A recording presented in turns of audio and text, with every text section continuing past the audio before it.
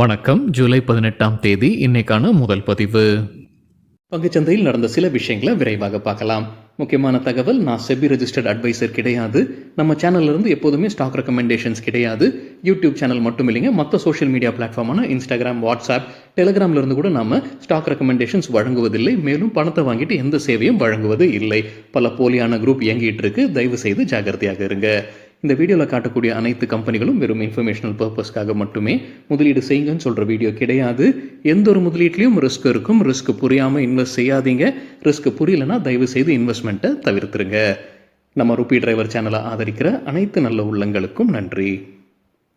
சில individual stocks மற்றும் செய்திகள் விரைவாக பார்க்கலாம். கர்நாடக அரசு புது மசோதாவை கொண்டு வந்திருக்கிறாங்க. அதன்படி தனியார் நிறுவனங்கள் உள்ளூர் மக்களுக்கு அதிகமாக வேலைவாய்ப்பு வழங்க வேண்டியது இருக்குது. ரிசர்வேஷன் கொண்டு வந்திருக்கிறாங்க. அதன்படி மேனேஜ்மெண்ட்டில் இருக்கக்கூடிய ஜாப்ஸ்க்கு 50% ரிசர்வேஷன் உள்ளூர் மக்களுக்கு வழங்க வேண்டும். அதே போல் நான் மேனேஜ்மெண்ட் கேட்டகரிஸில் 75% உள்ளூர் மக்களுக்கு ஒதுக்க வேண்டும்னு மசோதாவை கொண்டு வந்திருக்கிறாங்க. அடுத்த வாரம் இதை அசம்பிளியில் தாக்கல் செய்ய இருக்கிறாங்க.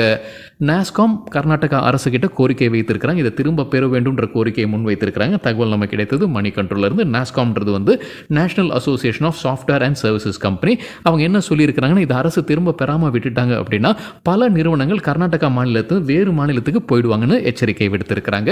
இதே நேரத்தில் ஆந்திர பிரதேஷ் அமைச்சர் வந்து அழைப்பு விடுத்திருக்கிறார். இந்த நிறுவனங்கள் எல்லாமே ஆந்திர பிரதேஷ்க்கு வாங்க அப்படின்ற ஒரு அழைப்பு விடுத்திருப்பதாகவும் மணி கண்ட்ரோலில் அப்டேட் சொல்லியிருக்கிறாங்க.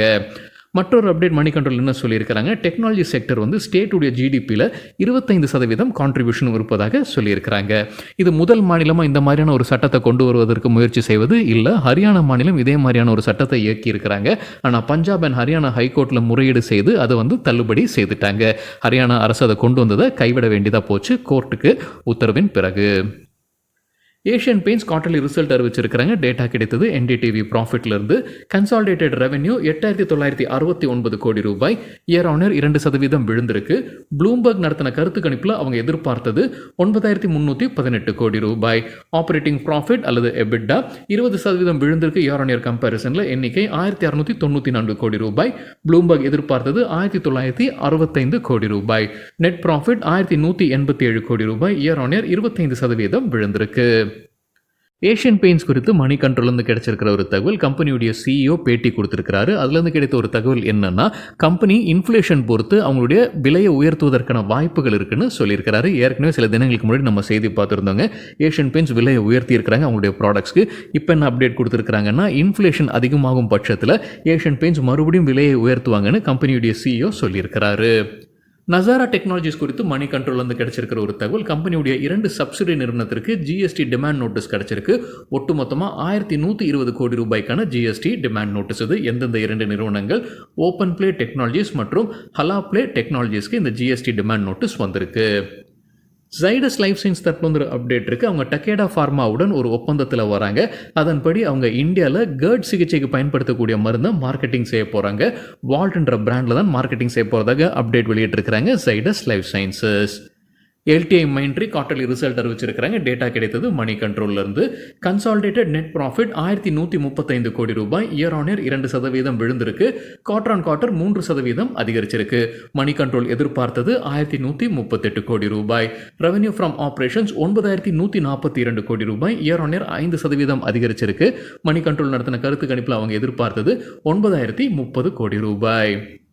ஃபியாம் இண்டஸ்ட்ரீஸ் தற்போது ஒரு அப்டேட் இருக்குது. ஜப்பானில் அவங்களுடைய புது R&D சென்டரை திறந்திருக்கிறாங்க. பஜாஜ் ஆட்டோக்கு ஷேர்கான் பை ரேட்டிங் கொடுத்துருக்காங்க. எதிர்பார்க்குற டார்கெட் 11,400 ரூபாய். அதே நேரத்தில் MK global financial reduce rating கொடுத்துருக்காங்க. பஜாஜ் ஆட்டோக்கு எதிர்பார்க்குற டார்கெட் 8,300 ரூபாய். பஜாஜ் எலக்ட்ரிக்கல்ஸ் தற்போது ஒரு அப்டேட் இருக்குது. கம்பெனியுடைய எம்டி மற்றும் சீஃப் எக்ஸிக்யூட்டிவ் அனுஜ் ராஜினாமா செய்திருப்பதாக அப்டேட் கொடுத்துருக்குறாங்க.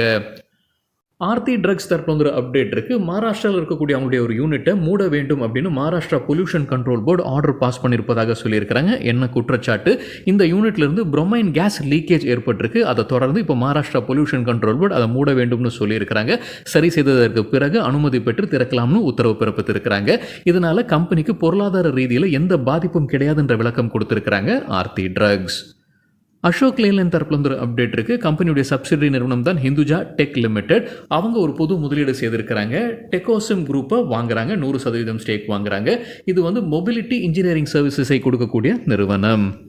ஜிஆர்பி லிமிடெட் போனஸ்க்கான ரெக்கார்ட் டேட்டா அறிவிச்சிருக்காங்க. போனஸ் முன்னவே அறிவிச்சிருந்திருக்காங்க. 3 போனஸ் ஷேர்ஸ் கொடுக்குறாங்க. ஒரு ஷேர் வைத்திருந்தா அதற்கான ரெக்கார்ட் டேட்டா இப்போ வெளியிட்டிருக்காங்க ஜூலை 27. ஜென்சார் டெக்னாலஜிஸ் புது முதலீடு செய்வதாக அப்டேட் கொடுத்திருக்காங்க. பிரிட்ஜ்வியூ லைஃப் சயின்சஸில் 100% ஸ்டேக் வாங்குறாங்க.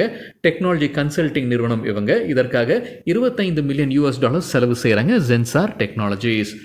இன்ஃபோசிஸ் Q1 ரிசல்ட் ஜூலை 18 இன்னைக்கு அறிவிக்க இருக்கிறாங்க. அதற்கு முன்னாடி எக்கனாமிக் டைம்ஸில் ஒரு முன்னோட்டம் கொடுத்துருக்காங்க. என்ன எதிர்பார்க்கலாம்? நெட் ப்ராஃபிட் எதிர்பார்ப்பது இயர் ஆன் இயர் 6% அதிகரிக்கும்னு, revenue quarter on quarter 2.5%, year on year 2% அதிகரிப்பதற்கான வாய்ப்பு இருக்கு. அதே நேரத்தில் மோத்திலால் ஓஸ்வால் கம்பெனியுடைய revenue growth guidance constant currency பேசிஸில் எந்த மாற்றமும் செய்யாமல் விட்டுருவாங்கன்னு மோத்திலால் ஓஸ்வால் அவங்களுடைய கருத்து சொல்லியிருக்காங்க. இது நிதியாண்டு 2025க்கு 1-3% முன்ன சொன்னதே மறுபடியும் அவங்க உறுதி செய்வாங்கன்னு சொல்லியிருக்கிறாங்க மோத்திலால் ஓஸ்வால். ஆஹா சோலார் டெக்னாலஜிஸ் அவங்களுக்கு ஒரு புது ஆர்டர் கிடைச்சிருக்குன்ற அப்டேட் வெளியிட்டிருக்காங்க. 8 கோடி ரூபாய் மதிப்பிற்கான ஆர்டர். யார்கிட்ட இருந்து? Goa coastal and environment management society கிட்ட இருந்து கிடைத்த ஆர்டர் இது. ஐஆர்சிடிசி குவார்டர்லி ரிசல்ட் வருவதற்கு முன்னாடி மணி கண்ட்ரோல் ஒரு முன்னோட்டம் கொடுத்துருக்காங்க. பிரபுதாஸ் லீலார்தா தான் சொல்லியிருக்காங்க என்ன எதிர்பார்க்கலாம் ரிசல்ட்லேருந்து. ப்ராஃபிட் ஆஃப்டர் டேக்ஸ் அவங்க எதிர்பார்ப்பது 303 கோடி ரூபாய், year on year 7%, quarter on quarter 10% அதிகரிப்பதற்கான வாய்ப்பு இருக்கு. நெட் சேல்ஸ் எதிர்பார்ப்பது 1114 கோடி ரூபாய், இயர் ஆன் இயர் 11% அதிகரிப்பதற்கான வாய்ப்பு இருக்கு. குவார்டர் ஆன் குவார்டர் 4% விழுவதற்கான வாய்ப்பு இருக்குன்னு கருதுறாங்க பிரபுதாஸ் லீலாதர். எக்கனாமிக் டைம்ஸில் சில புரோக்கிங் கம்பெனி ஸ்டாக் ரெக்கமெண்டேஷன்ஸ் கொடுத்துருக்காங்க. பொனான்சா போர்ட்ஃபோலியோடைய பரிந்துரையில் நோ செல்க்கு பை ரேட்டிங் எதிர்பார்க்குற டார்கெட் 325, ஸ்டாப் லாஸ் 307. HDFC செக்யூரிட்டிஸோட ரெக்கமெண்டேஷன்ஸில் யுனைடெட் ப்ரூவரிஸ்க்கு buy rating target 2250, stop loss 1965. LICக்கு பை ரேட்டிங் எதிர்பார்க்குற டார்கெட் 1195 ரூபாய், stop loss 1040. Alpha Pot Capital கொடுத்துருக்கிற ரெக்கமெண்டேஷன் காட்ரேஜ் ப்ராப்பர்ட்டிஸ்க்கு பை ரெக்கமெண்டேஷன் எதிர்பார்க்குற டார்கெட் ப்ரைஸ் 3420, 3430. அவங்க கொடுத்துருக்கிற ஸ்டாப் லாஸ் அல்லது சப்போர்ட் லெவல் 3285. இன்டர்குளோப் ஏவியேஷனுடைய குவார்டர்லி ரிசல்ட்டுக்கு முன்னாடி ப்ரிவியூ கொடுத்துருக்காங்க. மணி கண்ட்ரோல்லேருந்து கிடைத்த தகவல். பிரபுதாஸ் லீலாதர் என்ன எதிர்பார்க்குறாங்க? இன்டர்குளோப் ஏவியேஷன் இண்டிகோ ஏர்லைன்ஸ் நடத்தக்கூடிய நிறுவனம் அவங்களுடைய Q1 ரிசல்ட்டில் எதிர்பார்க்கக்கூடிய ப்ராஃபிட் ஆஃப்டர் டேக்ஸ் 2115 கோடி ரூபாய், இயர் ஆன் இயர் 32% விழும்னும், குவார்டர் ஆன் குவார்டர் 12% அதிகரிக்கும்னு சொல்லியிருக்கிறாங்க. நெட் சேல்ஸ் எதிர்பார்ப்பது 18479 கோடி ரூபாய், year on year 11%, quarter on quarter 4% அதிகரிப்பதற்கான வாய்ப்பு இருக்கு. ஜூலை 18 இன்னைக்கு குவார்டர்லி ரிசல்ட் அறிவிக்கக்கூடிய சில கம்பெனிகளுடைய பெயர்கள்: Infosys, Polycab, Havells, Tata communication, L&T technology, Tata technology, Tanla platforms, CEAT, Dalmia Bharat மற்றும் சவுத் இந்தியன் பேங்க். சரிங்க, இதுதான் சில விஷயங்கள் என்னுடைய பார்வைக்கு எட்டியது. நன்றி, வணக்கம்.